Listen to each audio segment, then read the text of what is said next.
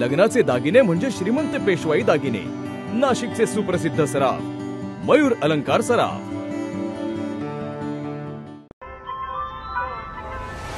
ताज्या बातम्यांसाठी नाशिक न्यूजच्या YouTube चॅनलला सबस्क्राइब करा आणि बेल आयकॉनला प्रेस करा।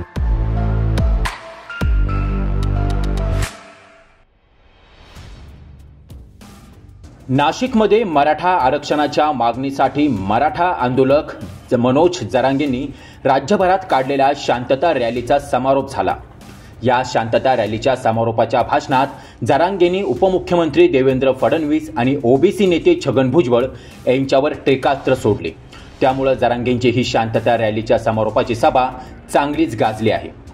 मात्र जरांगेंच्या नाशिकमधील शांतता रॅली दरम्यान चोरट्यांनी रॅलीत सहभागी झालेल्या महिला आणि पुरुषांच्या गळ्यातील सोन्याची चैन गर्दीचा फायदा घेत लंपास केल्याच्या घटना या समोर आल्या आहेत। सुमारे 5 लाखांचे सोन्याचे दागिने चोरट्यांनी लांबविले असून या प्रकरणी शहरातील पंचवटी आणि आडगाव पोलीस ठाण्यात गुन्हा दाखल करण्यात आले आहे।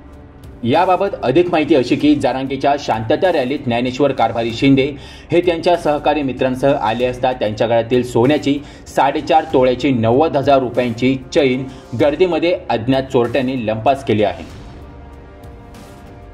तसेच कृष्णा वामन टर्ले यांची 3 तोळ्याची 60,000ची चैन, ओमकार अशोक वाबळे यांची 46,000ची सोन्याची चैन आणि नानासाहेब आनंदराव मोरे यांची 20,000ची सोन्याची चैन, सचिन शिवाजी थोरात यांची 18,000 रुपये सोन्याची चैन, सुनील कदम यांची 2 तोळ्यांची 40,000ची चैन, दिनकरराव भोसले यांची 50,000ची 2.5 तोळ्याची चैन अशा बाळासाहेब चौधरी यांच्या गळ्यातील 30,000ची 1.5 तोळ्याची चैन पोत असा 3,54,000 रुपयांचा सोन्याचा ऐवज चोरट्यांनी लंपास केला आहे।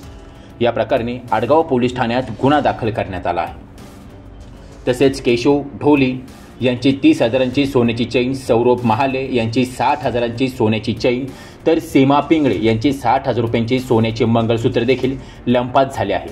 या प्रकरणी पंचवटी पोलीस ठाण्यात गुन्हा दाखल करण्यात आला असून पंचवटी आणि आडगाव पोलीस ठाण्यातील हद्दीतील सुमारे 5 लाखांचा मुद्देमाल चोरट्यांनी लंपास केला आहे। तुषार ढेपलेसह संजय परमार, नाशिक न्यूज, नाशिक।